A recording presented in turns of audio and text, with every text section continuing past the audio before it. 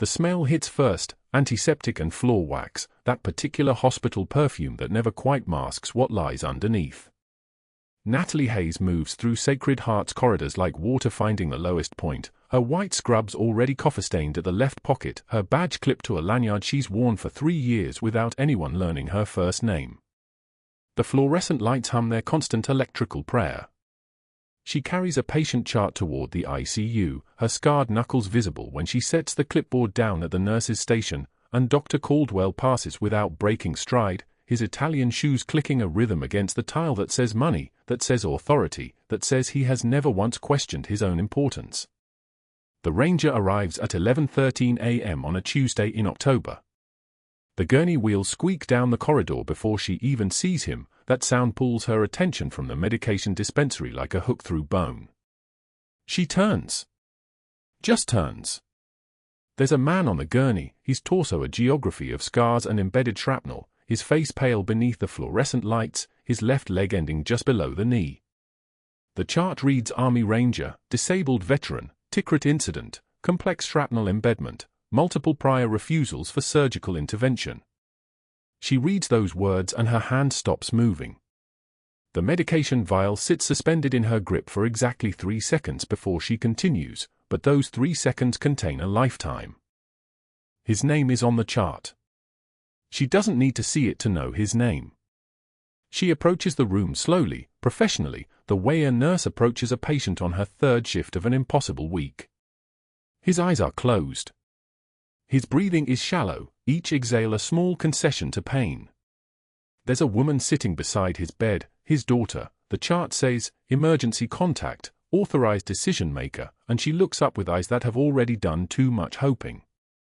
Natalie clips the blood pressure cuff around his upper arm, her movements precise and economical. The Ranger doesn't wake. She reads his vitals like a language she's spoken since before this hospital existed, blood pressure 142/88, heart rate 96, oxygen saturation 94% on room air. His wounds are infected around the shrapnel margins. 3 separate sutures are pulling at the edges. The chart says 12 doctors have already declined his case. 12. The number sits in her chest like a stone. She wraps the pulse oximeter around his index finger. Her hands move with the kind of precision that belongs in an operating theater, not on a floor nurse doing afternoon rounds. Muscle memory. That's what they'd call it if they knew to look. If they bothered to look. You're the nurse, his daughter says. Not a question. Natalie, she says, and the word feels like it belongs to someone else. I'm here for his vitals every 4 hours unless the doctors change the protocol. The doctors don't want to change anything. The daughter's voice cracks at the edges. They don't want to touch him at all. Natalie finishes recording the numbers in the chart. She doesn't correct her. She doesn't say that it's not about what the doctors want. It's about liability. It's about reimbursement rates. It's about efficiency metrics that don't account for the human cost of saying no. She tucks the blanket around his good leg with hands that have held far worse than grief, and she walks out of the room without making promises she can't keep. Dr. Caldwell is in the hallway. He's reviewing a different patient's chart, his reading glasses perched on the bridge of his nose, his presence somehow making the corridor feel smaller. He doesn't look at Natalie directly. He doesn't need to. The Ranger in for 12, he says, his voice carrying the kind of casual cruelty that only comes from absolute certainty in one's own position. I trust you understand the difference between vitals and diagnosis, Nurse Hayes. She stops walking. The fluorescent lights buzz overhead like insects in amber. She turns to face him, and her expression is perfectly neutral, jaw steady, eyes clear, no tremor anywhere in her body. Of course, Doctor, she says quietly. Vitals only. Good. He returns to his chart, dismissing her the way one dismisses furniture. Some floor nurses develop ideas above their station. We don't need that kind of ambition here. She walks to her locker during the 2 p.m. break. The locker is small, metal, painted an institutional blue that was probably chosen by someone in an office building in Harrisburg. She opens it and touches the patch sewn inside her jacket lining, faded olive drab, 75th Regiment insignia barely visible now, the stitching done by her own hands in a safe house in Baghdad that officially never existed. She closes the locker quickly. No one else comes to this corner. It's far enough from the break room that the conversation there, the laughter, the complaints about Dr. Caldwell, the casual dismissals of the disabled veteran in 412, never reaches her ears. She doesn't eat. She sits on the bench beside her locker and reads the Ranger's complete chart on the hospital tablet, and with each page, the stone in her chest gets heavier. Trauma sustained October 14, 2004, Tikrit, Iraq. Shrapnel embedded in left anterior thorax, left flank, and right calf. Initial surgery at the 10th Combat Support Hospital. Subsequent complications. Transferred to Walter Reed. 3 surgeries. 2 infections. Multiple physicians consulted. Referred to civilian hospital for advanced wound management. Insurance approved. Civilian hospital consulted. The chart has notes. So many notes. The handwriting gets smaller as she scrolls through them, as if the doctors were shrinking away from the case itself. Dr. Morrison, scheduling conflicts for the next 8 weeks. Recommend follow-up in November. Dr. Patel, liability concerns regarding embedded shrapnel. Recommend conservative management, monitor for infection, refer to infectious disease. Dr. Chen, case complexity exceeds current surgical capacity. Recommend tertiary care facility transfer.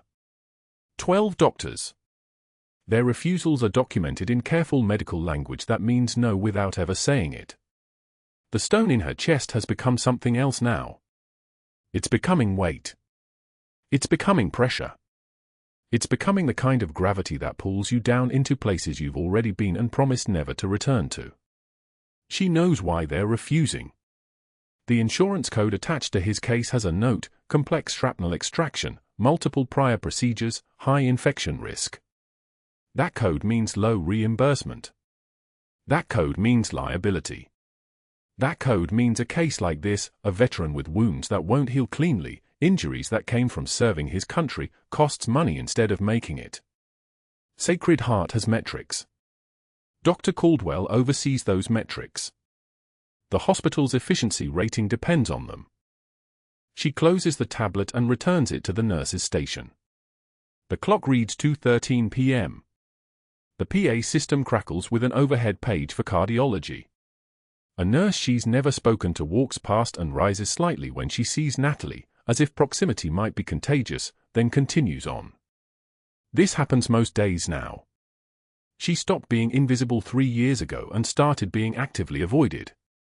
She's not sure which is worse. The next refusal comes at 4:15 p.m. Dr. Sterling, the vascular surgeon, arrives to consult on the Ranger's case. Natalie watches him from the medication station as he spends 8 minutes reviewing the chart, exactly 8 minutes, and then walks directly to Caldwell's office without entering the patient's room. The door closes. The conversation lasts 3 minutes. Sterling exits with his mouth in a thin line and doesn't return. By 6 p.m., there have been 2 more refusals. Dr. Hammond references prior experience with similar cases and their poor outcomes. Dr. Okafor cites the need for infectious disease clearance before any surgical intervention, which is technically correct, but the way she says it, the slight pause, the way she doesn't offer to make that referral herself, means no. Natalie takes the Ranger's vitals again at 6:41 p.m. His oxygen saturation has dropped to 92%. His heart rate has climbed to 102.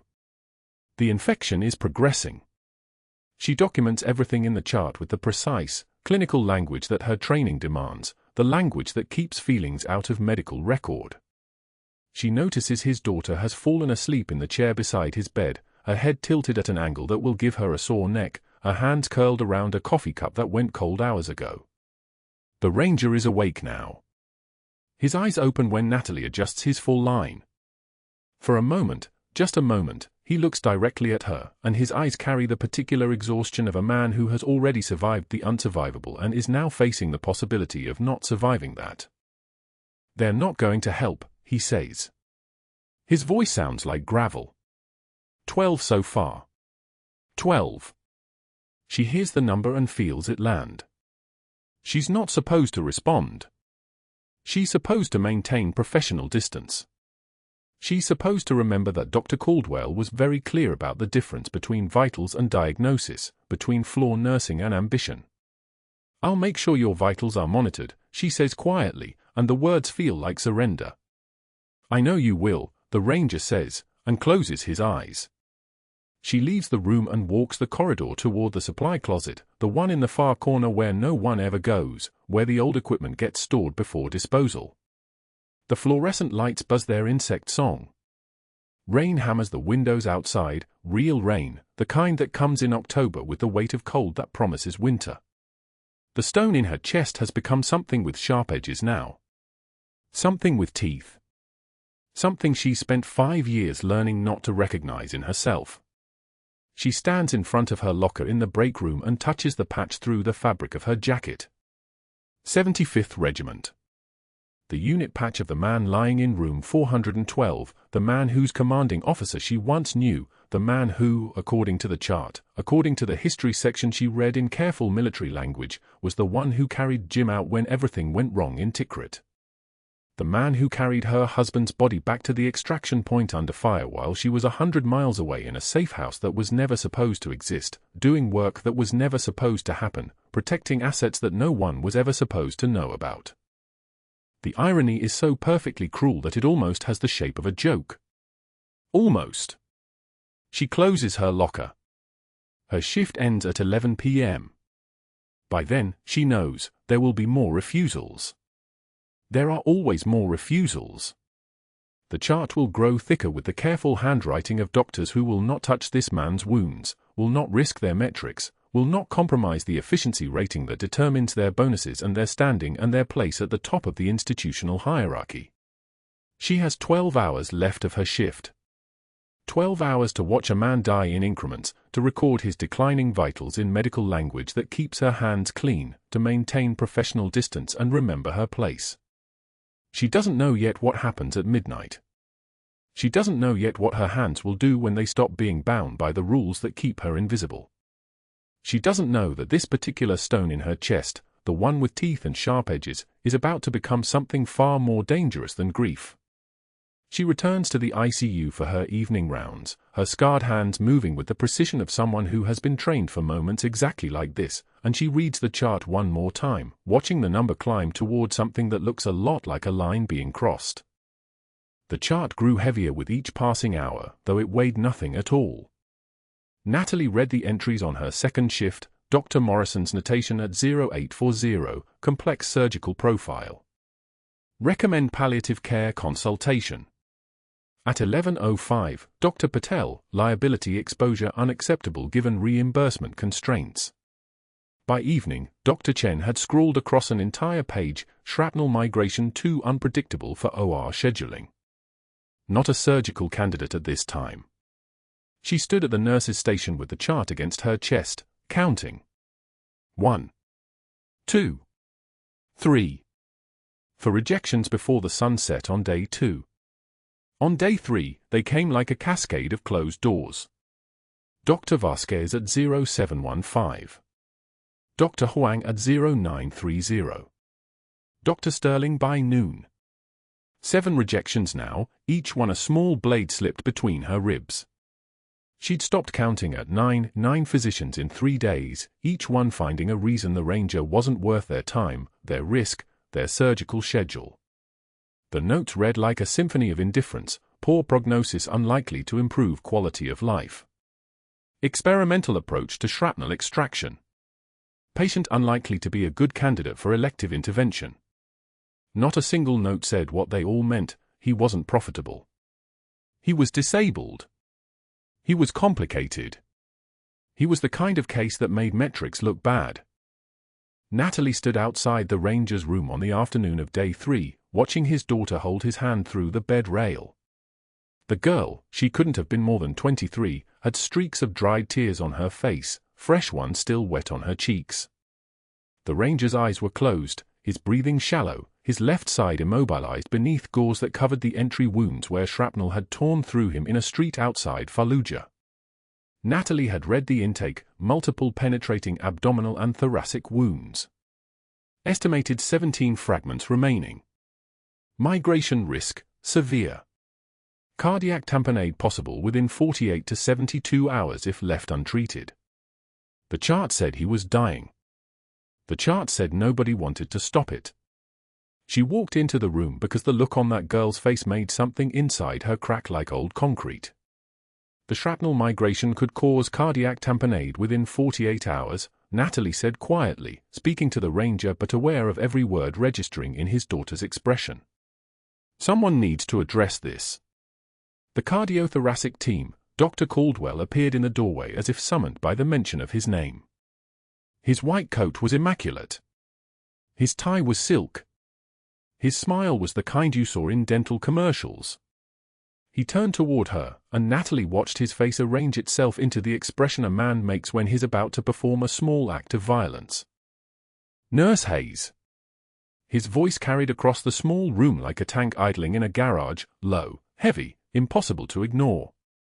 "Your job is vitals and bedpans, not questioning physician judgment." He stepped forward, and the ranger's daughter shrank back against the chair. "Perhaps you've forgotten your scope of practice." Natalie's jaw tightened. One measured breath. She could feel it, the thing inside her that had learned to stay still while mortars landed 200 yards away, the thing that had learned to keep breathing when the world was on fire. She did not move. She did not speak. She let him continue.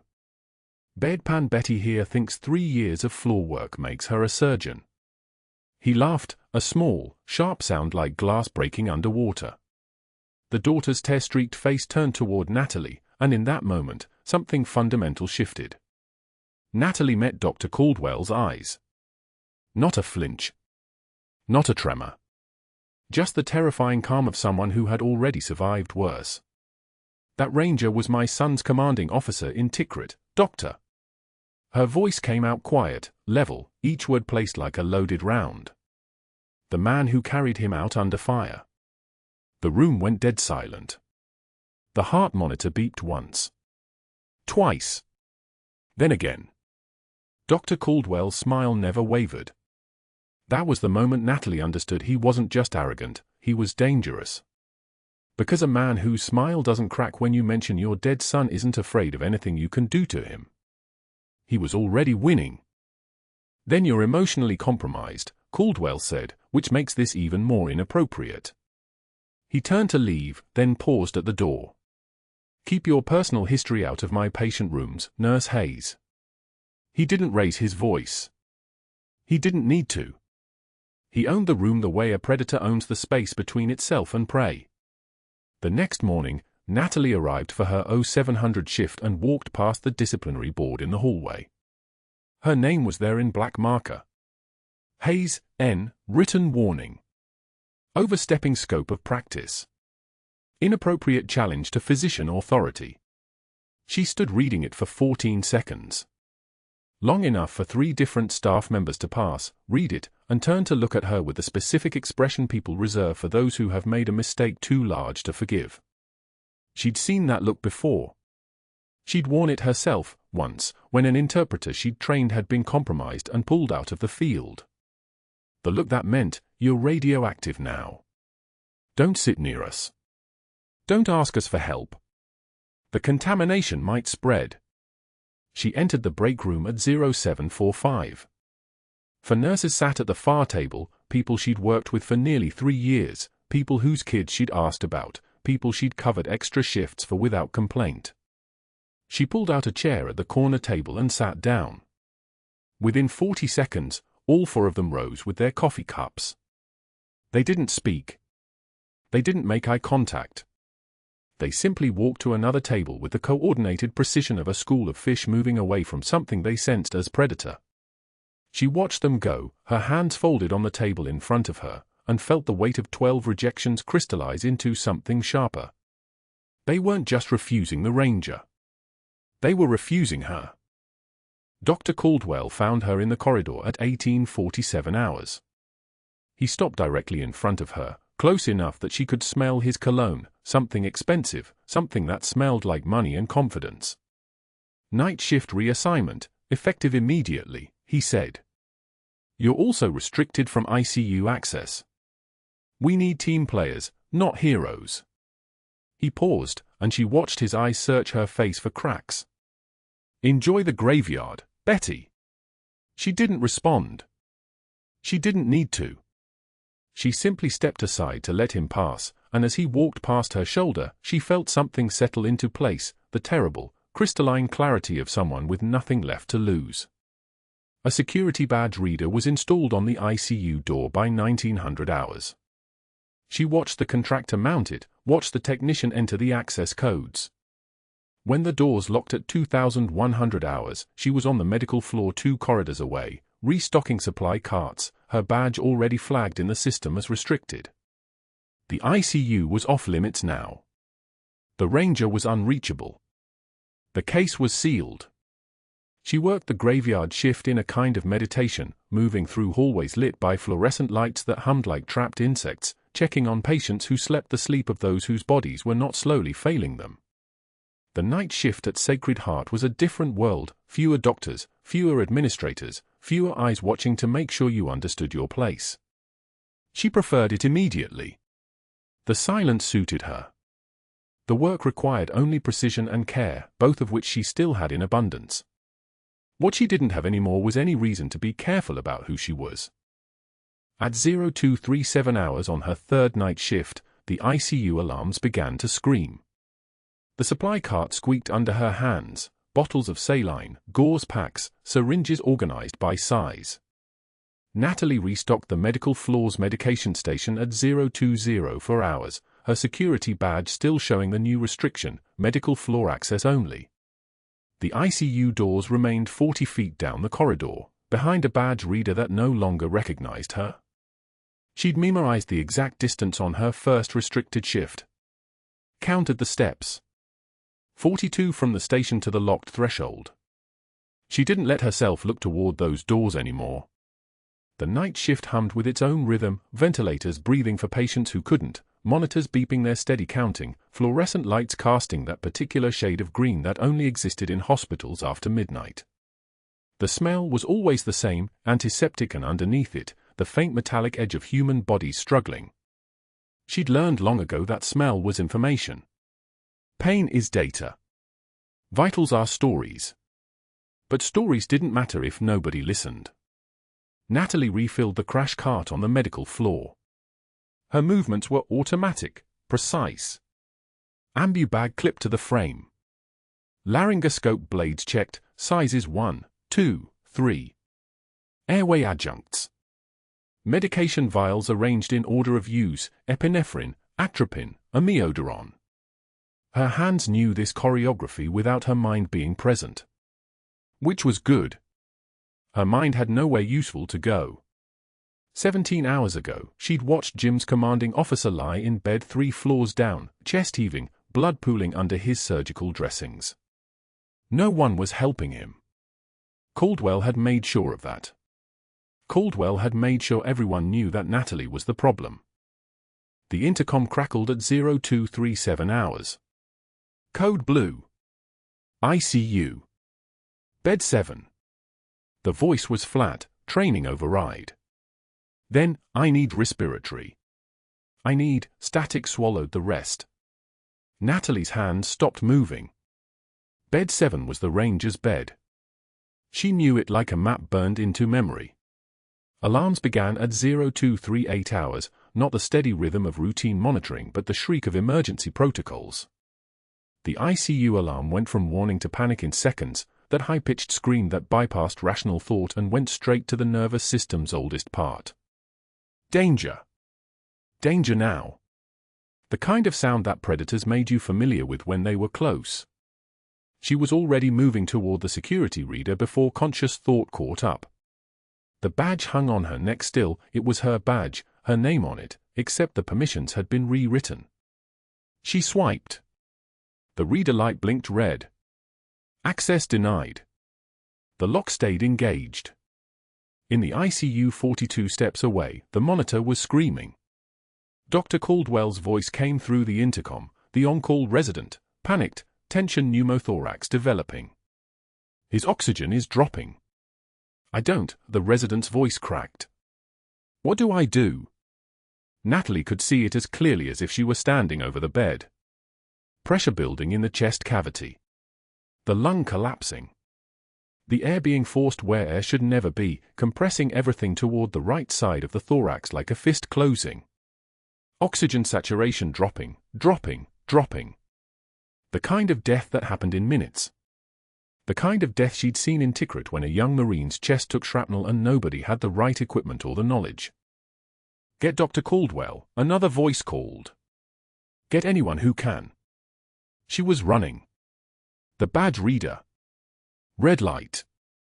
Red light. Red light. The medication station where she'd been restocking supplies had a utility closet behind it. Natalie shoved the cart aside and wrenched the door open. She knew what she'd put there 3 years ago. The MRE pack. Meals, ready to eat. The one she'd kept from a past that was supposed to stay buried. She kept one in the bottom of her locker too, beef stew with vegetables. In Tikrit, she'd kept 6 in the safe house. You never knew when you'd need a barrier. You never knew when field dressing would be the only thing between someone and decompression. She grabbed the MRE pack and ran for the stairwell. The elevator was too slow. 42 steps became 4 flights of concrete stairs. Her breath came hard. Not from exertion. From something deeper. Something that lived in the part of her chest that Caldwell had locked away with that security badge. The part that remembered exactly what to do when a human body was failing and there was no time for protocols. The ICU doors were sealed. She swiped her badge. Red light. Through the reinforced glass, she could see the nursing station. Empty. Everyone was in bed 7. The monitors visible from the hallway were flat-lined red, not a line, just a catastrophe. She could hear the ventilator struggling to push air into collapsed lung tissue. Natalie hit the code button, the emergency override. 3 seconds. That's all the button bought you. 3 seconds for the system to recognize that someone outside needed immediate life-saving access. The door clicked. 1 heartbeat. 2. The lock released. She was moving before it fully opened. Bed 7. The ranger lay twisted in sheets dark with blood.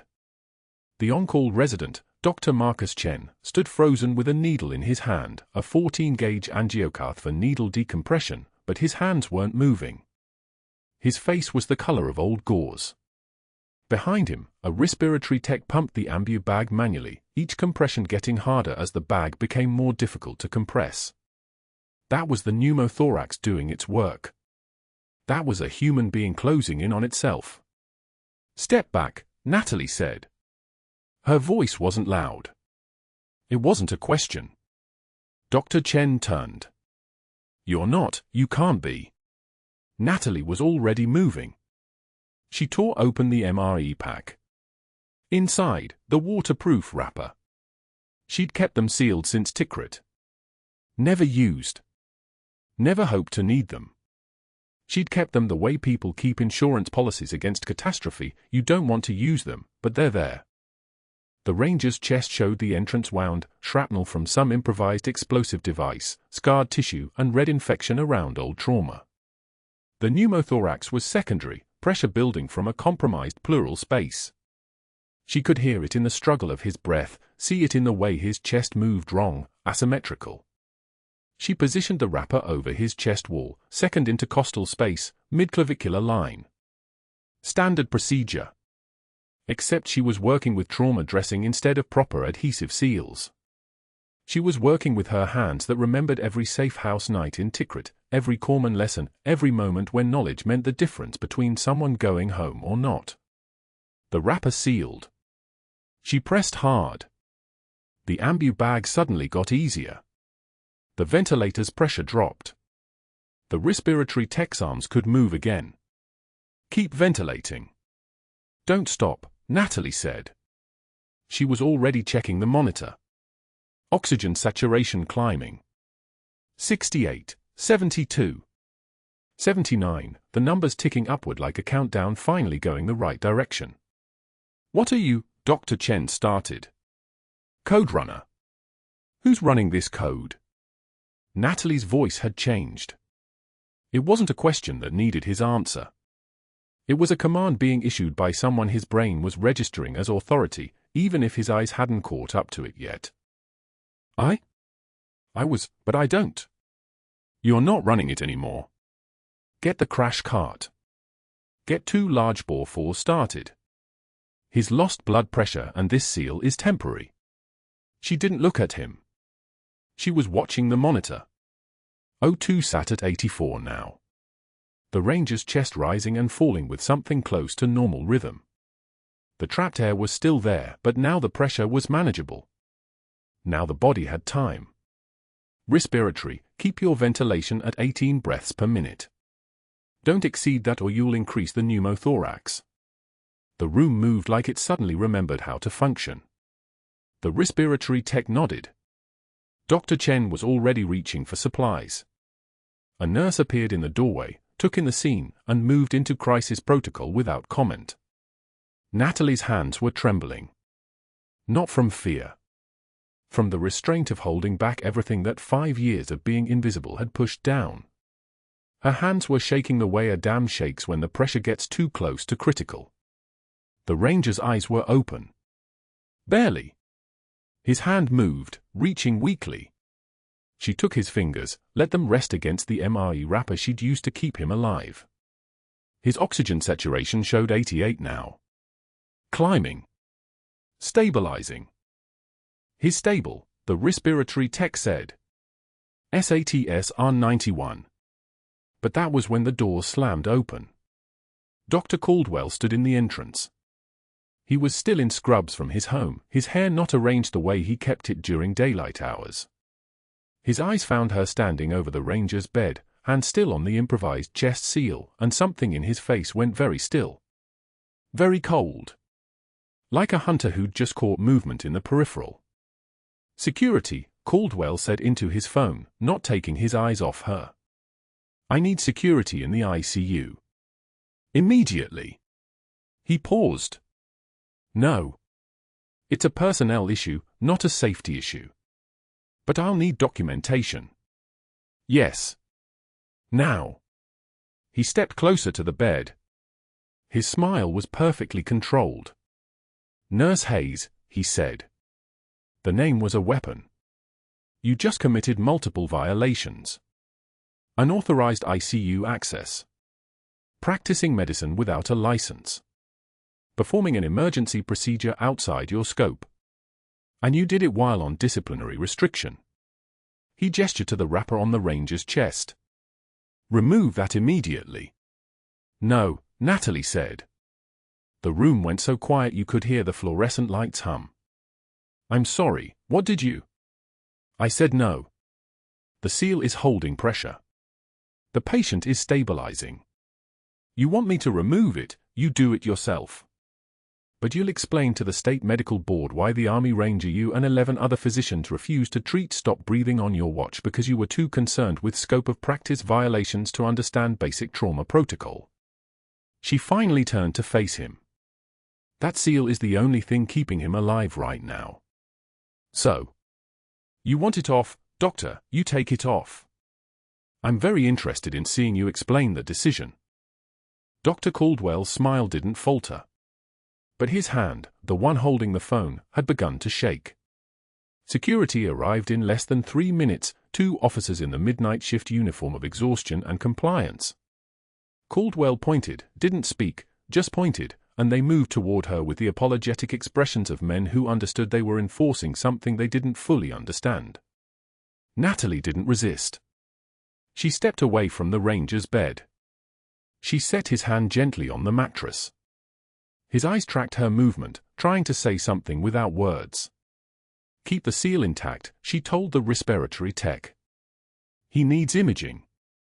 CT chest with contrast. He needs a proper chest tube before that pneumothorax redevelops. But this will hold him through the next 2 hours. Then he needs a surgeon who actually knows what he's doing. Dr. Caldwell was already on his phone again, walking away. Yes, I need the hospital attorney. And I need to file a report with the state licensing board. Yes, I'm serious. This has gotten out of hand. The security officers escorted her out of the ICU. Down the hallway. Past the nursing station where night shift staff watched with expressions carefully empty. Past the medication station where her supply cart sat abandoned. Natalie walked between them with her hands at her sides, her badge bouncing gently against her chest with each step. The walk felt like a funeral procession. Like watching yourself get buried. In the administrative office on the 3rd floor, Caldwell was already there, waiting with a termination letter printed and ready. His phone sat on the desk beside it, still warm from his ear. He gestured for the security officers to wait outside, and they obeyed him the way people obey authority they've already decided is absolute. Sign the resignation, Caldwell said. Or I make the call to the licensing board tonight. Your choice is whether you go quietly or loudly. Natalie looked at the letter. Her hands had stopped trembling somewhere between the ICU and here. Now they were steady in a way that had nothing to do with peace. She picked up the pen and signed. Outside, the rain had started. Cold November rain. Philadelphia rain that fell like judgment. She drove to Laurel Hill Cemetery. The GPS knew the way because her hands drove there sometimes when she wasn't paying attention. Muscle memory applied to grief. She found the grave marker in the dark, found the stone that said James Mitchell Hayes, beloved husband, beloved son. The dates bracketed a life that had never got old enough to understand everything he'd managed to do in the space between them. She knelt in the mud. The rain soaked through her scrubs, through her jacket, found the seams in her armor and pressed cold against skin. I couldn't save you, she whispered to the stone. And now I can't even save the man who carried you out. I failed you twice. The rain fell harder. Her breath came in small pieces. I'm sorry, Jim. I'm so sorry. She stayed there until the rain stopped. Until the sky began its slow turn toward dawn. Until she understood that some debts don't get paid in a single night. Some debts demand a reckoning that hasn't even begun yet. Security guards moved through Sacred Heart's main corridor at 3:40 in the morning, their shoes clicking against tile in a rhythm that echoed like a countdown. Natalie walked between them, her locker box balanced in both arms, past the night shift nurses who looked up from their stations and then away, their eyes sliding off her like water off glass. She was already invisible. That was the mercy of it. Behind her, 3 steps back with surgical precision, Dr. Caldwell's voice was already moving through the building like a scalpel, his phone pressed to his ear as they passed the nursing station. His words came measured and careful, the voice of a man constructing a narrative before the other side could build one. Yes, licensing board. We're documenting a terminated RN for scope of practice violations during active patient care. I have it all documented. He paused, listening. The incident was severe enough to warrant immediate termination. Yes, I have the security footage. The fluorescent lights buzzed overhead, indifferent. Natalie didn't look back. She'd learned long ago that anger was a luxury. Control was survival.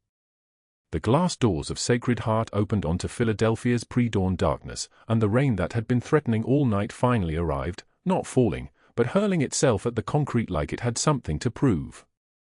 The security guard who'd escorted her out stepped back inside without a word. She was alone. Her jacket was soaked through within 30 seconds, water running down her face, mixing with sweat that had cooled to ice on her skin. The drive to Jim's grave took 22 minutes. She knew because she checked the clock when she left and checked it again when she stopped the car in the empty cemetery parking lot.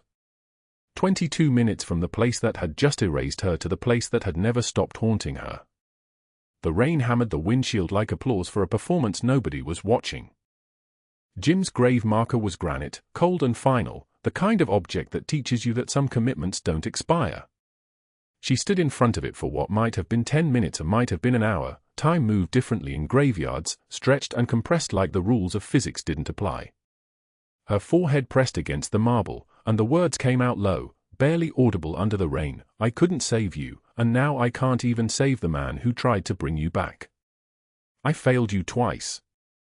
The rain soaked through her scrubs, through the fabric to the skin beneath, and she let it. Pain is information. Pain tells you what you're still alive. She was still alive. That was the problem. 24 hours later, Natalie walked back through the main entrance of Sacred Heart with her termination paperwork signed in 3 places. The security guard who'd escorted her out yesterday wasn't on duty, which meant she had to walk in alone, past the day shift staff who'd already moved on to the next crisis, the next emergency, the next person who needed saving. Invisibility was a gift they'd given her whether she wanted it or not. The hallway to the staff locker room was fluorescent bright and aggressively normal, people moving between rooms, vital signs being checked, machines humming their mechanical songs. Nobody stopped her. Nobody acknowledged her. The locker room smelled like stainless steel and antiseptic, the same smell she'd been breathing for 3 years without ever really noticing it. Now it smelled like ending. She opened her locker, 402, 4th row, 2nd column, and found her jacket crumpled at the bottom. Her uniform scrubs were rolled in a ball. Her badge was missing, already deactivated, turned into some administrative trash bin. She reached for her jacket, for the inside lining where she'd sewn the faded 75th Regiment unit patch 5 years ago, when everything was still classified and buried and officially non-existent. The patch was gone. Her hand stopped moving. She stood there, holding the empty jacket, and for the first time since the rain at Jim's grave, something twisted inside her chest. That patch was the last piece of proof. That patch was evidence that she'd existed as something other than a floor nurse with aching feet and a fake surname. But she wasn't supposed to be here for closure. She was supposed to leave quietly. That was the deal she'd made with herself when she took her mother's maiden name and disappeared into civilian life. Make no waves. Save no one who mattered enough to be documented. Become so ordinary that nobody would ever question whether a ghost was standing in front of them. She left the locker room and walked toward the ICU, not because protocol allowed it, it didn't, her access had been revoked, but because she needed to leave a note for the ranger's daughter.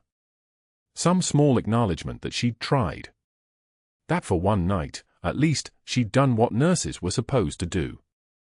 The ICU corridor was dimmer than the rest of the hospital, the lights turned down for night shift patients trying to sleep through machines that wouldn't let them.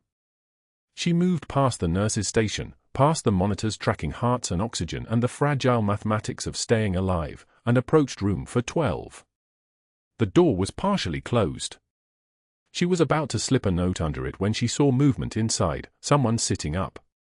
The ranger's eyes opened, tracking her the way a trained operator tracks movement in a kill zone. He was awake. He shouldn't have been awake this soon, not after the kind of trauma his body had sustained, not with the kind of pain medication they would have given him. But he was watching her, his gaze moving from her face to her jacket, to her hands, and then his eyes locked onto something on his bedside table. The faded 75th Regiment unit patch. It lay there like evidence, like proof, like a secret that had finally decided to surface. Natalie's breath stopped.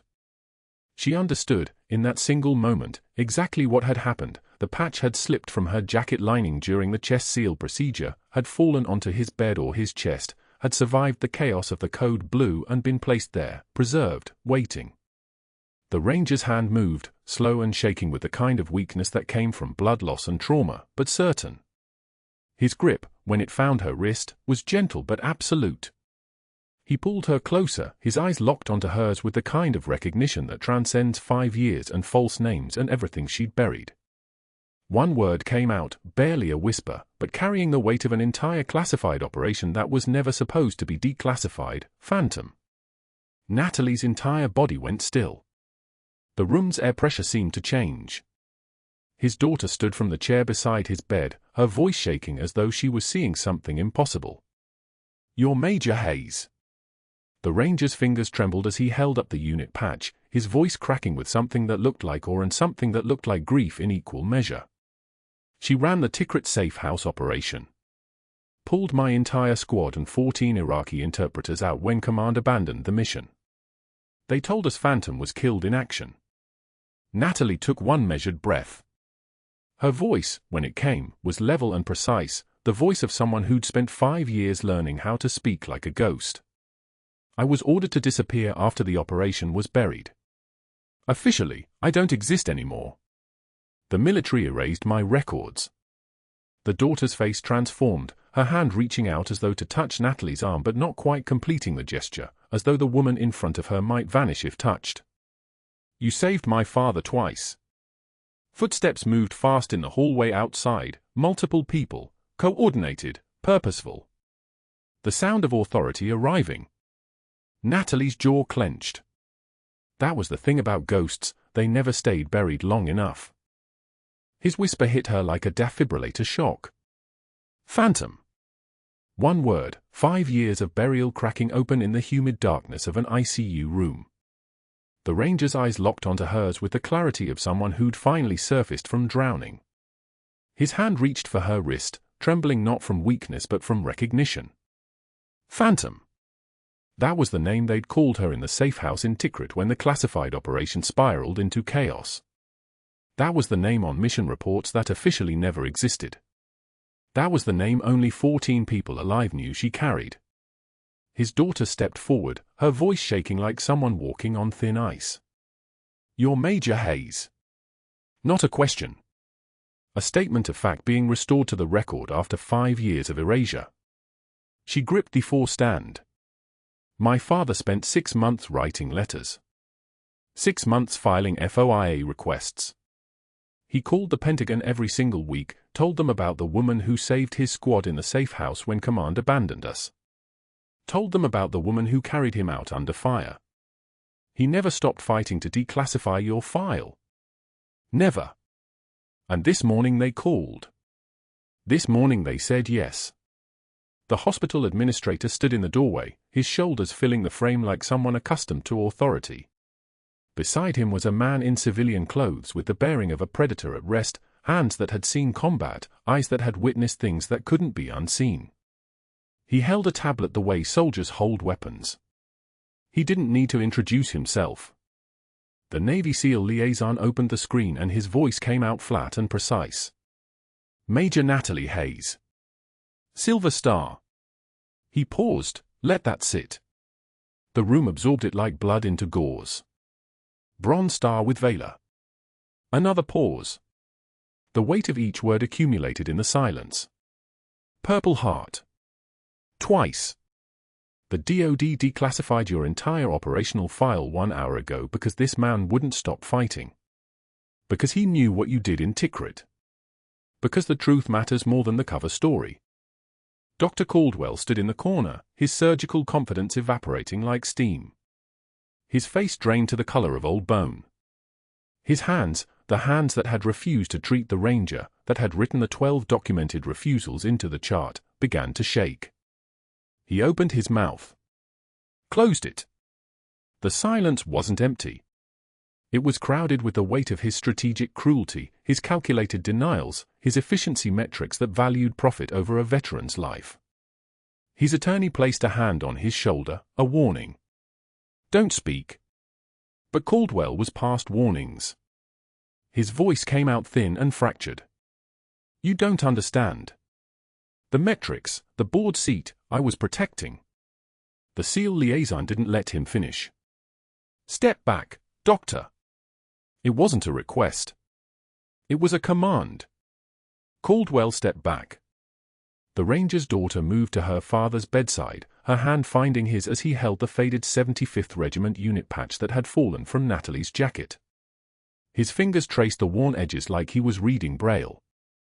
What happened next moved fast and slow simultaneously, the way critical moments do. The hospital administrator's phone buzzed. His expression shifted. He looked at Natalie. The State Medical Board is requesting copies of all of Dr. Caldwell's documentation. Your security footage. The 12 refusal entries. Everything. They've opened a formal investigation into patient abandonment. Caldwell's face became a map of territories collapsing. His attorney was already whispering into his phone, "Damage control," but there was no controlling this. The dam had broken and Caldwell was drowning in the current of his own cruelty. 6 months of a ranger writing letters. 6 months of a veteran fighting bureaucracy. 6 months of truth grinding through the machine. But that wasn't the worst part for Caldwell. Not yet. 3 days later, security cameras revealed something Caldwell had hoped was gone. The IT administrator, a man with a Marine Corps eagle, globe, and anchor tattooed on his wrist, a man who understood loyalty in ways Caldwell never would, had pulled the footage of Natalie performing the emergency chest seal on the Ranger. 14-gauge needle. MRE packet improvised into a seal.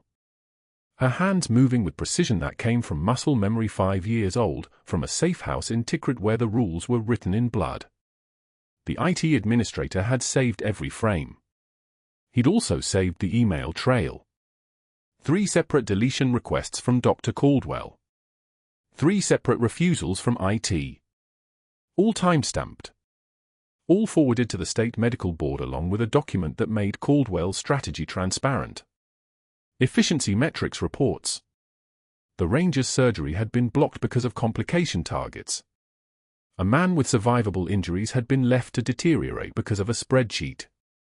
Because a physician had valued his departmental statistics over a veteran's survival. The investigation took 6 weeks. The state medical board took another 2 months. The result was a suspension that would likely become permanent. Caldwell's board seat evaporated like water on hot asphalt. The hospital's legal team distanced themselves so quickly he was left wondering if he'd ever been welcome at all. 6 months later, Sacred Heart Hospital's entrance doors slid open to a woman in new scrubs, her name badge reading Director of Veterans Medical Services. Below her name, 2 words that had waited 5 years to come home. Major, U.S. Army, retired. Natalie Hayes walked through those doors with the Ranger at her side, his leg still weak but moving, his daughter holding his other arm. They were here for the ribbon cutting of the Veterans Care Wing, a 12,000-square-foot expansion that Natalie had secured funding for through Dodd partnerships and private donations. Every bed was reserved for veterans. Every physician on staff had been screened for their willingness to treat complex cases. No refusals. No metrics-driven denials. No room for Caldwells. Through the hospital's front window, Natalie saw him. Dr. Caldwell sat at a folding table outside a strip mall across the street, wearing a tie that looked like it had been pulled from a bargain bin, a nameplate that read Caldwell Insurance Solutions in plastic lettering. A woman glanced at his table and kept walking. A man in a business suit walked past without slowing. No one stopped. No one wanted what he was selling. Caldwell's eyes lifted from his pamphlets and met Natalie's through the glass. For one moment, 2 people looked at each other across the width of a street and a professional abyss. His eyes held something that wasn't quite regret and wasn't quite understanding. Then he looked away first. The administrator handed Natalie the ceremonial scissors, the kind that were supposed to symbolize new beginnings. The Ranger's daughter gripped Natalie's shoulder. The on-call resident who'd frozen during the code was in the crowd, his face carrying the weight of that moment. He'd watched Natalie perform a procedure that saved a life while he stood paralyzed by protocol. That was a gift some people never recovered from, the knowledge that they'd failed when it mattered. But he was here now, watching her ribbon cutting, learning from what it meant to act. She cut. The ribbon fell. The crowd applauded. Nurses who'd left the break room when she sat down were clapping now, some of them crying, the kind of tears that come from witnessing something you didn't think was possible. The IT administrator with the Marine tattoo gave her a sharp nod, the gesture of one soldier acknowledging another's victory. At the reception, a young nurse approached with the careful movements of someone asking for permission to speak. Director Hayes, I have a patient the attending won't treat.